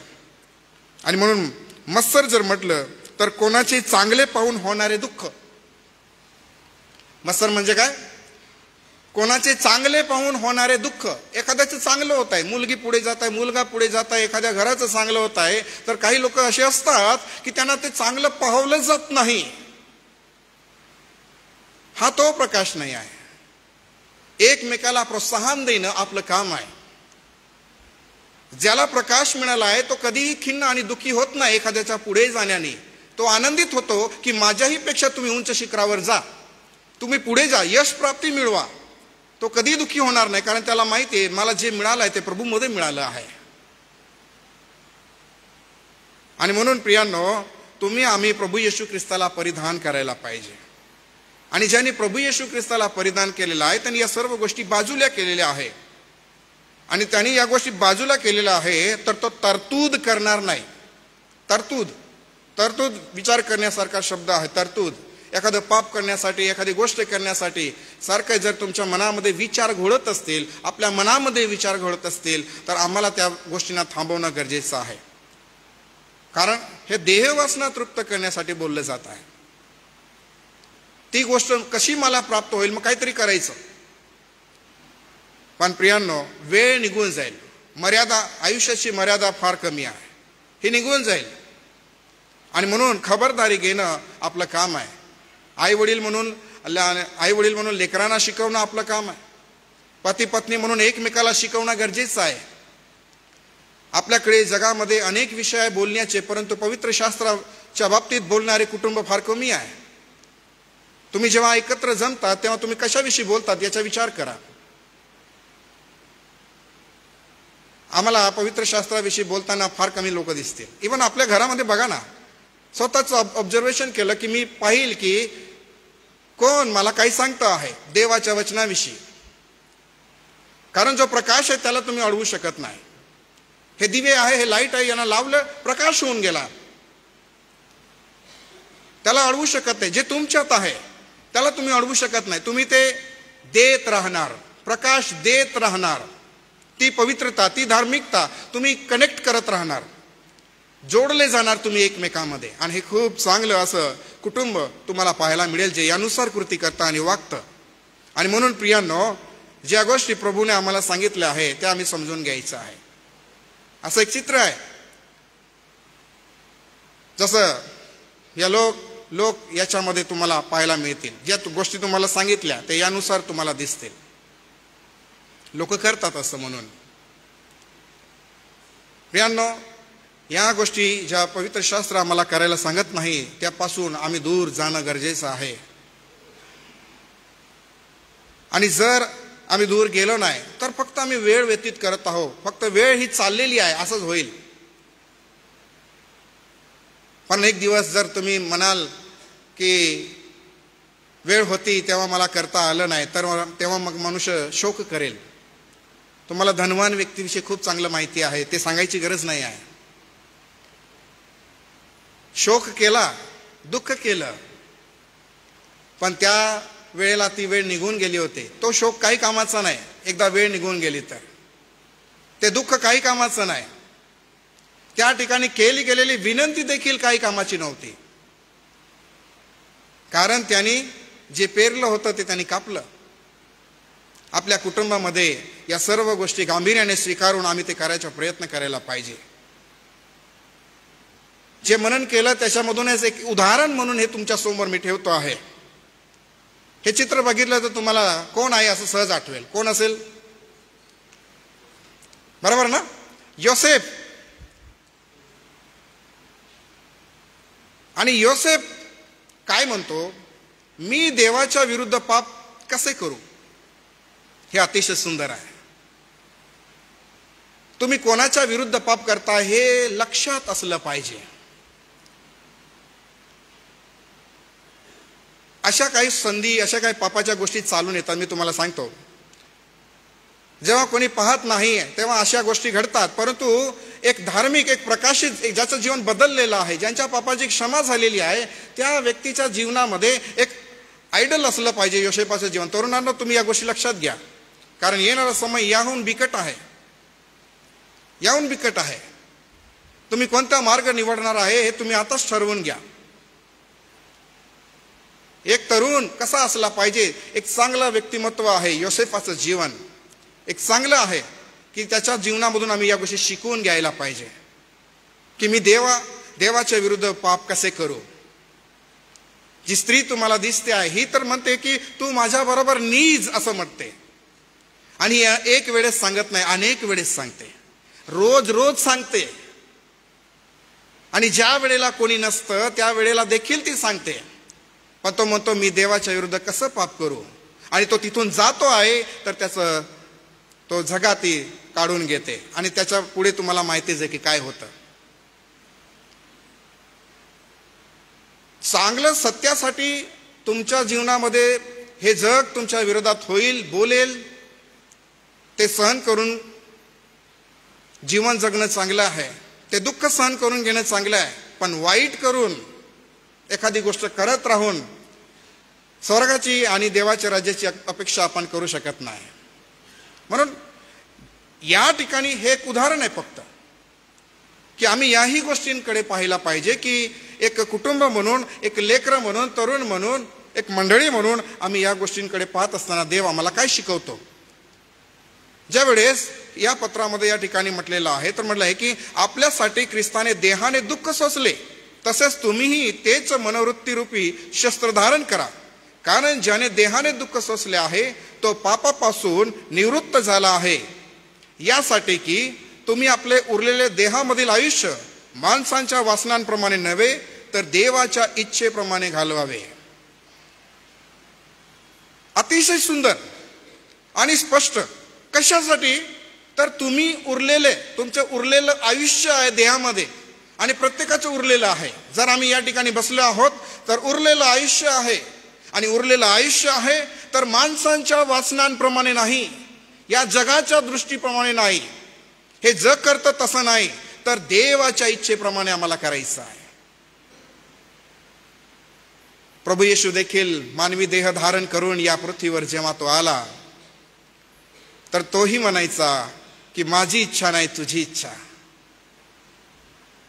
आम्हाला देखील हे बोलायला आवडायला पाहिजे, शिकायला पाहिजे की माझी इच्छा नाही तुझी इच्छा. ते लोक करतात, ते पाप करतात म्हणून आम्ही करायला पाहिजे असं नाही आहे प्रियांनो. त्या पापाच्या जीवनामध्ये क्षणिक सुख आहे, परंतु त्याचा शेवट जो आहे तो चांगला नाही आहे. या जगामध्ये आम्हाला क्षणिक दुःख आहे, परंतु सार्वकालिक जीवन विश्वासणाऱ्यांसाठी देवाने ख्रिस्तामध्ये ठेवलेलं आहे, तुमच्या आमच्या कुटुंबासाठी ठेवलेलं आहे. आणि हे जीवन मिळवण्यासाठीच आम्ही खटपट करत आहोत, मेहनत करत आहोत. आमचा उद्देश तोच आहे की इथून सुटून जाऊन आम्ही देवासंगती राज्य करावं, त्या ठिकाणी आम्ही देवाच्या संगती राहावं, हा आमचा उद्देश आहे. आणि म्हणून देवाच्या इच्छेप्रमाणे आम्ही देहामधील आयुष्य जे आहे ते घालवायचं आहे. बघा थोडक्यात, तेव्हा प्रियजन हो, आपल्याला ही अभिवचने मिळाली आहेत म्हणून देहाच्या व आत्म्याच्या सर्व अशुद्धतेपासून आपण स्वतःला शुद्ध करू आणि देवाचे भय बाळगून पावित्र्याला पूर्णता आणू. ह्या गोष्टी आम्ही करत राहायला पाहिजे. देहाच्या आणि आत्म्याच्या सर्व अशुद्धतेपासून आपण स्वतःला शुद्ध करू, हे ठरवा घरामध्ये. अनेक लेकरं जेव्हा पाप करतात ना, आई वडिलांना कधीच सांगत नाही, कधीच नाही. परंतु हे जर घरामध्ये ही व्यवस्था असली की आम्ही स्वतःला शुद्ध करू, तर आम्ही व्हायला पाहिजे. आम्ही स्वतःला शुद्ध करू आणि पावित्र्याला पूर्णता आणायची आहे. काय करायचं आहे? पावित्र्याला पूर्णता कशी येईल? तुम्हाला मुळात एक गोष्ट सांगतो की देवाचं भय लोकांमध्ये उरलेलं नाही आहे. नाहीतर पावित्र्याला पूर्णता याला काय वेळ लागणार आहे हो? देवाचा दास म्हणतोय, देवाचे भय बाळगून पावित्र्याला पूर्णता आणू. भय खूप महत्वाचा विषय आहे ख्रिस्ती जीवनामध्ये. आमच्या घरामध्ये, पती पत्नीमध्ये भय असलं पाहिजे देवाविषयी. लेकरांमध्ये, आई वडिलांमध्ये भय असलं पाहिजे. म्हणून उपदेशक ज्या गोष्टी म्हणतो सर्व काही व्यर्थ, शेवटी म्हणतो देवाचे भय धर्व त्याच्या आज्ञापाळ मनुष्य कर्तव्य काय ते एवढेच आहे. याच्याकडे दुर्लक्ष करून चालणार नाही. आम्हाला ही पूर्णता गाठणं गरजेचं आहे. जोपर्यंत आम्हाला देहामधील आयुष्य आहे हे आम्हाला घालवत आहो आम्ही, तर आम्ही याप्रमाणे ते घालवायला पाहिजे. थोडक्यात काही गोष्टी सांगणार आणि मग ते मी या ठिकाणी तुम्हाला आपण थांबणार आहोत मग आपल्या या म्हणण्यामध्ये. म्हणून या ठिकाणी म्हटलेल्या काही गोष्टी बघा. ख्रिस्ताचे अनुकरण करणारे व्हा. ख्रिस्ताने तुमच्यावर प्रीती केली त्याप्रमाणे तुम्हीही प्रीतीने चाला. पवित्र जनांना शोभते अशी कृती करा. कशी? पवित्र जनांना शोभते अशी कृती. जर कोणी म्हटलं की हे कुटुंब कोणाचं आहे? देवाचं आहे. यांच्यामध्ये ती पवित्रता आहे, ही शोभा यांची आहे. आपल्या घराची शोभा काय आहे? पवित्रता आहे. आपल्या व्यक्तिमत्वाची शोभा काय आहे? पवित्रता आहे. ही फार चांगली अशी कृती आहे जी आम्ही रोज करत राहायला पाहिजे. आम्ही अनेक प्रकारे आपल्या घराची शोभा वाढवणार आहे आता ख्रिसमसमध्ये. परंतु ती फक्त एक आठवडा चालेल जास्तीत जास्त. ख्रिसमस ते न्यू इयर पर्यंत डेकोरेट कलर सर्व राहील. आपल्या स्वतःच्या अंगावर नवीन वस्त्र राहतील. परंतु खरंच ती शोभा योग्य आहे का? वस्त्र असो वा नसो, घर सुंदर असो वा नसो, परंतु शोभा जी आहे ही पवित्रतेची असली पाहिजे. आणि म्हणून ही कृती करायला तो प्रेरित करतोय. या ठिकाणी म्हणतोय पोकळ भाषणाने कोणी तुम्हाला फसवू नये. कोणी तुम्हाला फसवू नये, कोणी तुम्हाला भुलवू नये. काही असे भाषण अनेक वेळेला, अरे हे तर आपल्याला सर्वांना माहिती आहे, परंतु तरी त्या गोष्टी करत राहणं हे पोकळ भाषणाच्या अधीन असलेलं व्यक्तिमत्व आहे. जे हे बोलतं ज्याच्यामध्ये वरपंगी म्हणजे चांगल्या गोष्टी दिसतात, फक्त वरतून माहिती आहे, आम्हाला सर्व माहिती आहे असं म्हणून फक्त जगत राहणं, परंतु आंतरिक जीवनामध्ये काहीच नाही. हे पोकळ भाषण. परंतु आम्हाला तसं राहायचं नाही आहे. तुम्ही प्रभूमध्ये प्रकाश असे आहात, प्रकाशाच्या प्रजेसारखे चाला, असं प्रभू आम्हाला शिकवतो. आणि मग म्हणतो प्रभूला काय संतोषकारक आहे हे पारखून घेत जा. हे काय करा? पारखून घेत जा. म्हणजे ही टेस्टिंग आम्हालाच करून घ्यायची आहे. आम्हाला स्वतःला तपासून घ्यायचं आहे की प्रभूला काय आवडते. आज जर मला दिवस परमेश्वराने दिलेला आहे तर प्रभू तुला कसं आवडते. आम्ही आमच्या घरामध्ये जेव्हा बसतो राहतो तर आजच्या दिवशी प्रभूला मी कसं वागायला पाहिजे, कसं मी वागेल आणि प्रभूला ते आवडेल, हा आम्ही विचार करायला पाहिजे. आम्ही उठून सुटून चालायला लागतो कोणत्याही गोष्टी करण्यासाठी. आम्ही विचार करायला पाहिजे की काय संतोषकारक आहे हे पारखून घ्यायचं, ओळखून घ्यायचं की आजच्या दिवशी हे करेल तर प्रभूला हे आवडेल, प्रभूला आवडेल असं आम्ही विचार करायचा आहे. अशा योजना करायच्या आहे रोजसाठी. आणि रोज या गोष्टी कळल्या तर प्रभू त्या घराविषयी, त्या लेकरांविषयी, त्या कुटुंबाविषयी संतुष्ट असतो. त्याला आनंद वाटतो की हे माझे लेकर सत्याने चालतात, त्याला आनंद वाटतो. म्हणून म्हटलंय, अंधाराच्या निष्फळ कर्माचे भागीदार होऊ नका. जिथे फलप्राप्ती नाही आहे, काहीच लाभ नाही आहे, आहे जीवन, विश्वासाचं जीवन, पण परंतु कोणताच लाभ दिसत नाही आहे. ना आध्यात्मिक उन्नती होत आहे, ना काही होत आहे, काहीच होत नाही आहे. लाभ पाहिजे, आमच्या आध्यात्मिक ग्रोथ, उन्नती पाहिजे. परंतु आम्ही जर 30 वर्ष, 20 वर्ष, 15 वर्ष, 5 वर्ष आणि 40 वर्ष, 60 वर्ष असं किती वर्ष प्रभूमध्ये राहिले, परंतु आम्ही विचार करायला पाहिजे की ज्या दिवशी माझा उद्धार झाला त्या दिवसापासून आतापर्यंत मी किती प्रभूमध्ये वाढलेलो आहे. कधी कधी मागे वळून पण पाहणं चांगलं असतं प्रियांनो, कधी कधी. कारण ते आम्हाला शिकवतं की काहीतरी मिस आऊट केलं आहे. असं मागे वळून पाहिलं तर आम्हाला समजतं की नाही, ही गोष्ट अपूर्ण राहिली, ही पूर्ण करायची आहे असं. परंतु आपण मागे पाहत नाही, आपण फक्त काहीतरी गोष्टी पूर्ण करण्याच्या नादी लागतो. परंतु अंधाराच्या निष्फळ कर्माचे भागीदार होऊ नका, कुठे मिसळू नका. आम्हाला जे सांगितलं, आम्हाला जी क्वालिटी दिली त्यामध्ये बनून राहा.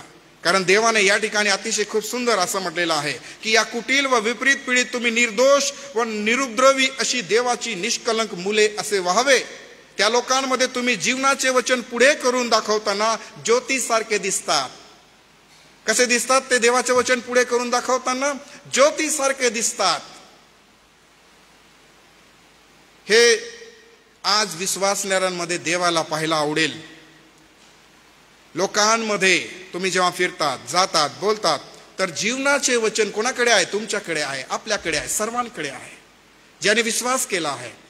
पण जेव्हा हे वचन तुम्ही पुढे करून दाखवतात तेव्हा ज्योतीसारखे दिसतात असं म्हटलेलं आहे. तुम्हाला, आम्हाला सर्वांना माहित आहे, मोशे डोंगरावर असताना देवाच्या सहवासामध्ये राहिला आणि तिथून उतरला तर त्याच्या मुखातून तेज बाहेर पडत होतं. आणि हे लोकांनी पाहिलं. मोशेला माहिती नव्हतं ते, लोकांनी पाहिलं ते. आणि लोक आज पण तुमच्याकडे पाहत आहे, आज पण तुमच्या आमच्याकडे पाहत आहे. आणि हे जीवनाचे वचन आम्हाला पुढे करून दाखवायचं आहे. कदाचित विरोध होईल, छळ होईल, त्रास होईल, पण जीवनाचं वचन हे आमच्यामधून लोकांपर्यंत पोहोचवण्यासाठी देवाने आम्हाला नेमलेलं आहे एक विश्वासणारे म्हणून. ही जबाबदारी फक्त सेवकांचीच नाही आहे. ज्यांनी ख्रिस्ताला स्वीकारलाय, विश्वास केला आहे, ज्यांच्या पापांची क्षमा झालेली आहे, ते सर्वच या मार्गावर आहे, सर्वच या जबाबदाऱ्या पूर्ण करणारे ते आहे. म्हणून येथे म्हटलेलं आहे, तुम्ही तर निवडलेला वंश, राजकीय याजकगण, पवित्र राष्ट्र, देवाचे स्वतःचे लोक असे आहात, यासाठी की ज्याने तुम्हाला अंधकारातून काढून आपल्या अद्भुत प्रकाशात पाचारण केले त्याचे गुण तुम्ही प्रसिद्ध करावे. काय प्रसिद्ध करायचं आहे, काय जीवन जगायचं आहे, हे आम्ही ठरवायला पाहिजे, आम्ही विचारात आणायला पाहिजे. कारण ते घरातल्या सर्वांना प्रकाश देते, हे प्रभू शिकवत आहे त्यांना, सांगत आहे त्यांना. कारण तुम्ही जगाचे प्रकाश आहेत. तर तुम्हाला, आम्हाला अंधकारातून काढलेलं आहे, पापाच्या दासत्वामधून काढलेलं आहे, मलिनता आहे त्याच्यातून काढलेलं आहे आणि अद्भुत प्रकाशात पाचारण केलं असे म्हणून आपल्या पाचारणाला शोभेल असं आपलं आचरण असलं पाहिजे, असं आपलं आचरण असलं पाहिजे. आणि ते केव्हा? जेव्हा आपण त्याचे गुण जे आहेत ते प्रसिद्ध करणार. तो कसा आहे, आमचा प्रभू कसा आहे हे आपल्याला माहिती आहे, पण जोपर्यंत आपण जगत नाही तोपर्यंत ते दुसऱ्याला कळणार नाही. आज आपल्या जीवनाकडे बघून जर आपले लेकरं पण आपल्याकडे वळत नसतील तर एक गंभीर विषय आहे की नाही? आपलीच लेकरं आपल्यावर विश्वास करत नसेल तर मग दुसरे काय विश्वास करतील? आणि म्हणून आम्ही त्या गोष्टीला स्वीकारायला पाहिजे जे देव आम्हाला शिकवतो.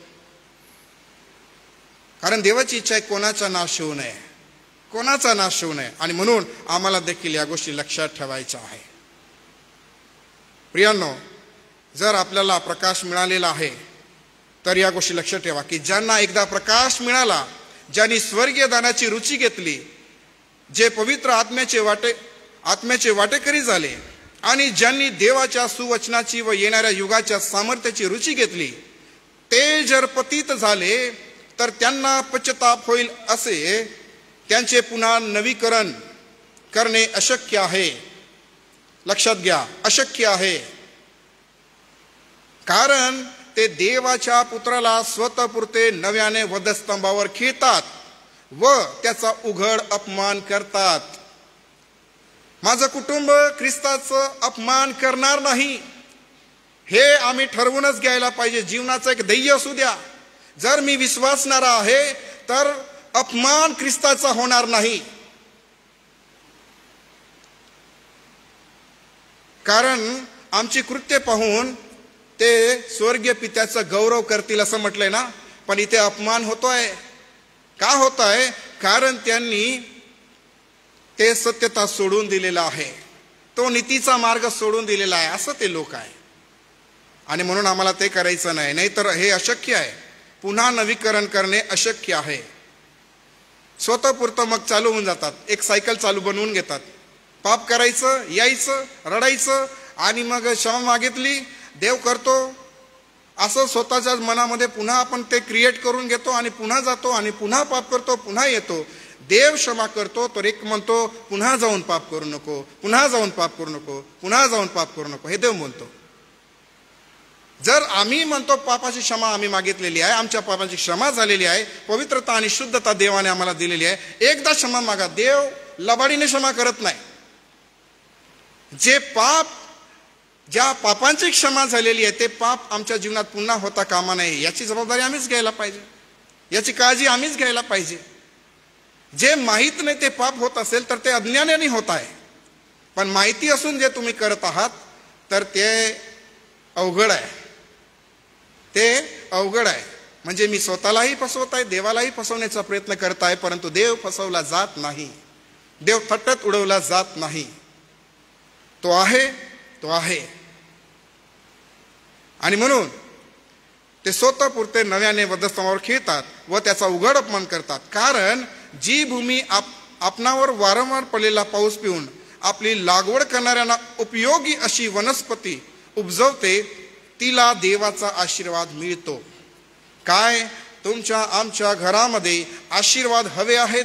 काय परमेश्वराने आशीर्वादित कार्य आमच्या जीवनामध्ये करत राहावे असं जर आम्हाला वाटतं तर एक उदाहरण या ठिकाणी दिलंय. जी भूमी हे करते की आपणावर वारंवार पडलेला पाऊस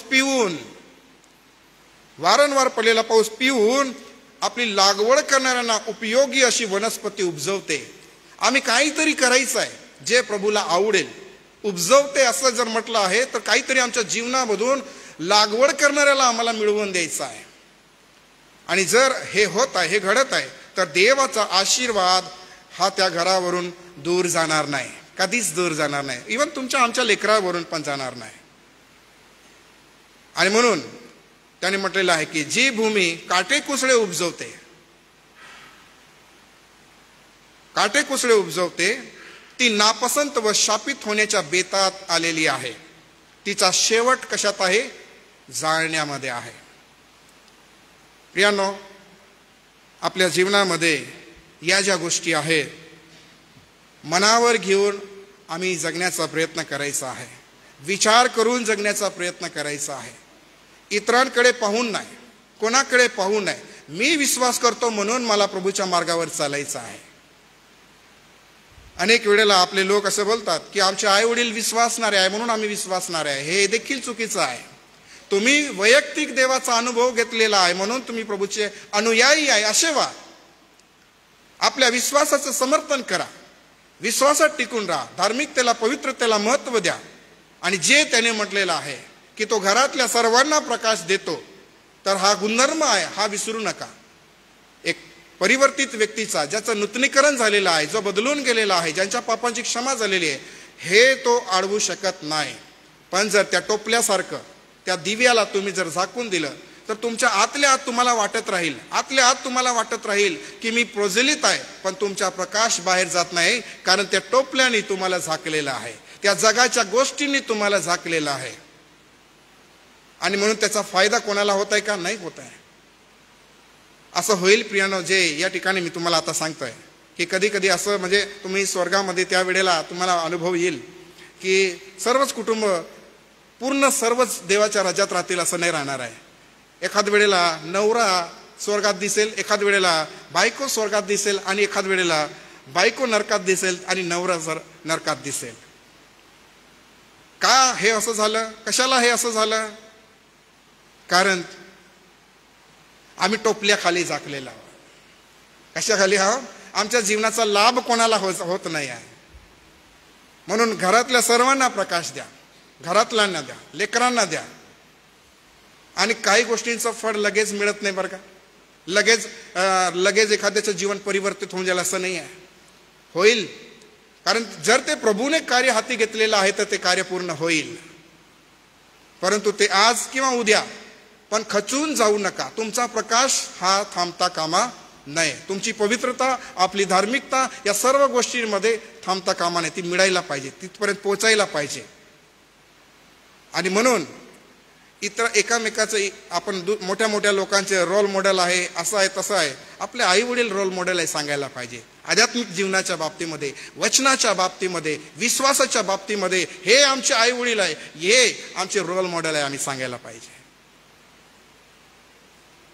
आम्हाला मोठे मोठे लोक आवडतात नाही का, ज्याचे युट्यूबर आहे मोठे मोठे, अरे आम्हाला ते आवडतात, आम्ही त्यांना फॉलो करतो. आम्हाला आता आध्यात्मिक जीवनामध्ये अशा लोकांना फॉलो करण्याची गरज आहे जे या सर्व गोष्टींमध्ये पारंगत आहे, जे प्रकाशित आहे, ज्यांच्यामध्ये प्रकाश आहे, जो लपत नाही. कारण ते दिवठणीवर आहे. कुठे आहे? दिवठणीवर आहे. त्या जागेवर आहे जिथून त्यांना कोणीही हलवू शकत नाही. कारण तो दिवा लावून ठेवणारा जो आहे तो स्वतः आपला प्रभू आहे. तर तो तुम्हाला आम्हाला अशा जागेवर ठेवतो की तुम्ही सर्वांना प्रकाश देऊ शकतात. दिवा लावणारा कोण आहे? हा आपला प्रभूच आहे. हा आम्हाला त्या ठिकाणी ठेवणारा आहे, दिवठणीवर. आपली जागा ती आहे प्रियानो, विसरू नका. आणि म्हणून या सर्व गोष्टी लक्षात घेऊन आपल्याला धैर्य ठरवायचं आहे आणि जीवन जगण्याचा प्रयत्न करायचा आहे. फक्त काळजी घ्यायचं आहे की मी आता मला पुन्हा पतित व्हायचं नाही आहे. ज्या चिखलातून मी निघालोय तिथे मला पुन्हा लोळायचं नाही आहे, पुन्हा पापात मला पडायचं नाही आहे, तर अधिक मला प्रभूमध्ये वाढत आणि वाढत जायचं आहे. पहा, या सर्व गोष्टी जेव्हा तुम्ही कराल, आचराल, नक्कीच परमेश्वर तुमच्या गृहामध्ये ते कार्य करेल जे यापूर्वी कधी अनुभवलं नसेल. आणि देवाला काही अशक्य नाही आहे. देव सर्व काही शक्य करणारा आहे. आणि नक्कीच परमेश्वर या सर्व गोष्टींच्या द्वारे जे आज या रात्रीच्या समयामध्ये आपण ऐकलेलं आहे, नक्कीच परमेश्वर देव या वचनाच्या द्वारे तुम्हाला आणि मला आशीर्वाद देईल.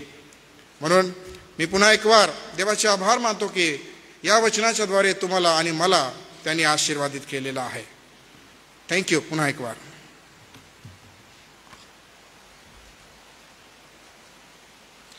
मी परमेश्वर पित्याला धन्यवाद देतो व पाळकसाहेब आपले मनपूर्वक आभार मानतो आजच्या या सुंदरशा पवित्र वचनाच्या सेवेसाठी.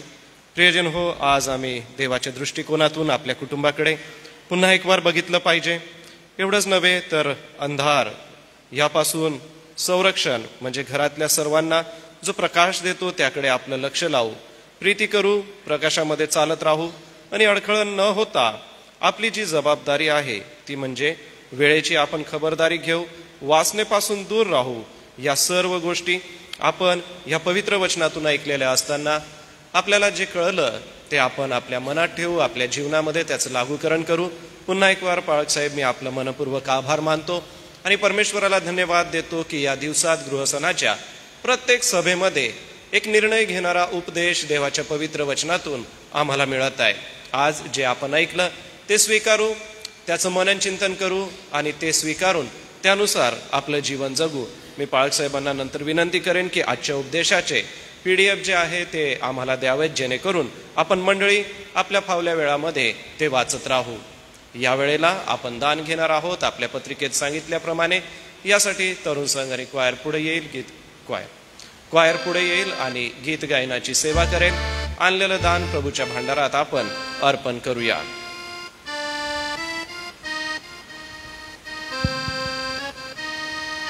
बरं, आजच्या आलेल्या संदेशाचा जो मुख्य रेफरन्स दिलेला होता पास्टर रविकांत गावित यांनी, मत्ताई 5 आणि 15 वचन, यावर आधारित एक जुनं गीत आम्ही नेहमी गायचो. आता बऱ्याच कालावधीनंतर आम्ही ते गीत गात आहोत. तुम पृथ्वी के नमक हो, स्वाद अपना बनाए रखना. नगर जो पहाड़ पर बसा हुआ है वो छिप नहीं सकता किसी भी तरह. जला के दिया दीवट पे रखते हैं, नहीं रखते पैमाने के नीचे. सुंदर गीत आहे. प्रभूच्या स्तुतीसाठी आम्ही गातो.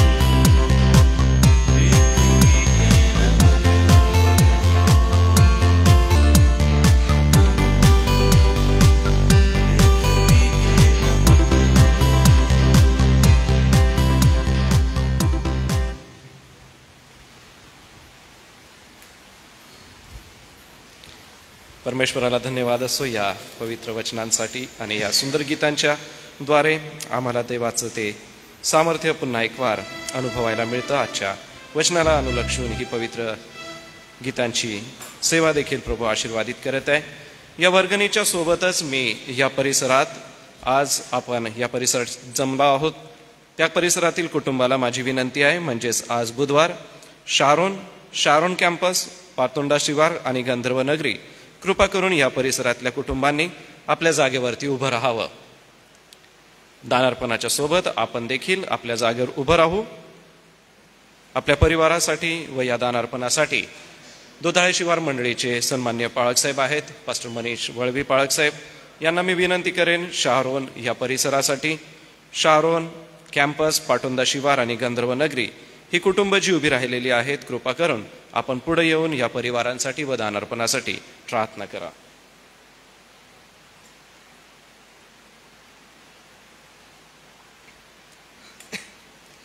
प्रार्थना करू आपण. पवित्र सर्वशक्तिमान आमच्या सदाजीवी अनुग्रहकारी परमेश्वर पित्या, तुझ्या नावाला धन्यवाद देतो प्रभू, तुझी स्तुती करतो, तुझी आराधना करतो. पुन्हा एक वार गृहसनाची तिसरी सभा तू आम्हा सर्वांसाठी तू आशीर्वादित केली, त्याबद्दल आभार मानतो प्रभू. आम्ही विशेष करून प्रार्थना करतो, जे सुंदर तुझं सत्य पवित्र आणि सदाची वचन प्रभू तू आमच्या कानी तू आणलं, त्याबद्दल आम्ही आभार मानतो. तुझ्या नावाला धन्यवाद देतो प्रभू. आणि जी प्रभू आम्हाला या जगामध्ये राहत असताना जी प्रकाशाची उपमा प्रभू तू आम्हाला दिलेली आहे, व प्रभू आम्हाला जगाचा प्रकाश म्हणून तू संबोधलेला आहे. आणि म्हणून प्रभू तो प्रकाश आम्ही इतरांपर्यंत प्रकाशित करण्याचं जे कार्य प्रभू एक ख्रिस्ती कुटुंब परिवार या नात्याने प्रभू जी जबाबदारी प्रभू तू आज आमच्यावरती सोपवलेली आहे, ती पूर्णत्वास नेण्यासाठी आमचं दैनंदिन व्यक्तिगत जे जीवन आहे प्रभू ते तुला आवडणार असावं, यासाठी प्रभू तू आम्हाला विशेष करून तू या दिवसांमध्ये तू आम्हाला विशेष करून तू आम्हाला सहायता मार्गदर्शन कर आणि तुझ्या पवित्र आत्म्याच्या द्वारे प्रभू तू आम्हाला चालव, हीच आम्ही तुझ्याकडे आम्ही प्रार्थना विनंती करतो. आणि म्हणून प्रभू सर्व प्रकारचं अंधकाराचं कर्म आम्ही टाकून द्यावं आणि प्रभू आम्ही प्रकाशाची प्रजा म्हणून तुला आवडणारं जीवन आम्ही जगावं, यासाठी प्रभू तू आम्हाला विशेष करून तू सहाय्याने मदत कर राजा. व आम्ही प्रार्थना करतो आज संपूर्ण या शारोन कॅम्पसच्या अवतीभोवती असणारे जे संपूर्ण परिवार आहे त्या संपूर्ण परिवारांसाठी आम्ही प्रार्थना करतो. देवबापा त्यांचं कौटुंबिक पारिवारिक जीवन तू आशीर्वादित कर. आजपर्यंत प्रभू ह्या सर्व कुटुंब परिवाराला तू सांभाळलेला आहे, त्यांना प्रभू तू चालवलेला आहे त्यांच्या व्यक्तिगत कौटुंबिक जीवनामध्ये. आतापर्यंतचा प्रभू तू वाटाडे आणि तू पुढारी तू झाला, त्याबद्दल आम्ही आभार मानतो. त्याचप्रमाणे इथून पुढे सुद्धा प्रभू या संपूर्ण परिवाराचा तू चालक आणि मालक तू हो. प्रभू प्रत्येकाला तू आशीर्वादित कर.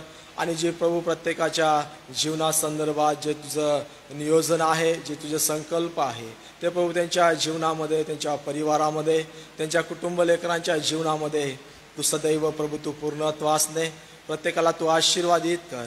आणि सदैव प्रभू प्रत्येकाचं जीवन हे तुला आवडणारं असावं, तुला गौरव देणारं असावं, यासाठी आम्ही विशेष करून आम्ही तुझ्याकडे प्रार्थना विनंती करतो. पुन्हा एक वार प्रभू तुझ्या दासांना आम्ही तुझ्या स्वाधीन करतो, त्यांना तू आशीर्वादित कर.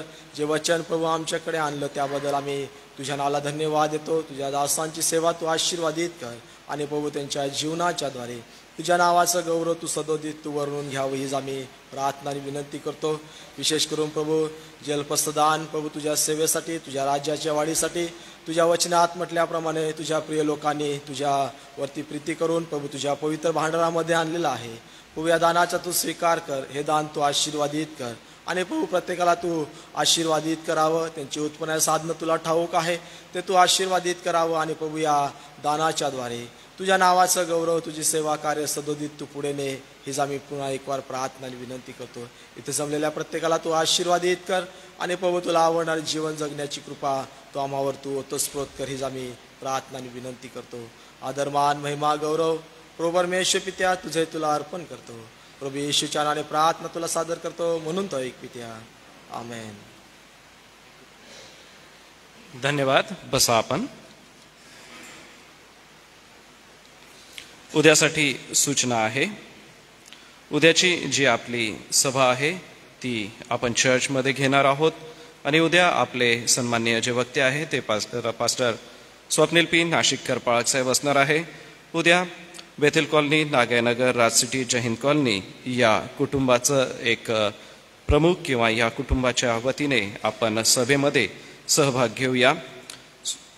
या महत्त्वपूर्ण सूचना आपणासाठी आहे. या आता या वेळेला आपण सगळे आपल्या जागेवर उभं राहू.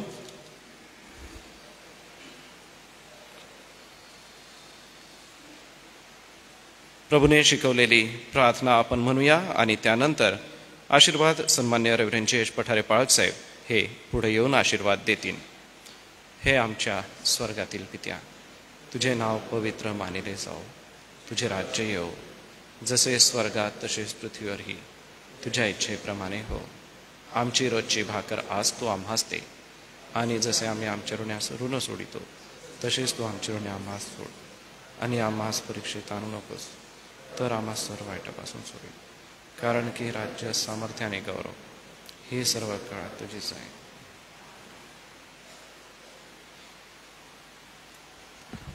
तारणाऱ्या प्रभू येशू ख्रिस्ताची कृपा, देवबापाची प्रीती आणि पवित्र आत्म्याची गोड संगती या गृहस्थानाच्या निमित्ताने आमच्या मंडळीतील सर्व लहान थोर सभासदांबरोबर, प्रत्येक ख्रिस्ती कुटुंबाबरोबर आणि विशेष करून शारोन मंडळीतील सर्व लहान थोरांबरोबर, देवाची मंडळी आणि इस्रायल राष्ट्र याबरोबर आता आणि सदा सर्व काळ असो. आमेन. या रात्री ईश्वरा गाऊया. या रात्री ईश्वरा तू मजला सांभाळ, आयुष्यभर राखीतो करावा प्रतिपाल. आमेन. सर्वांना सलाम.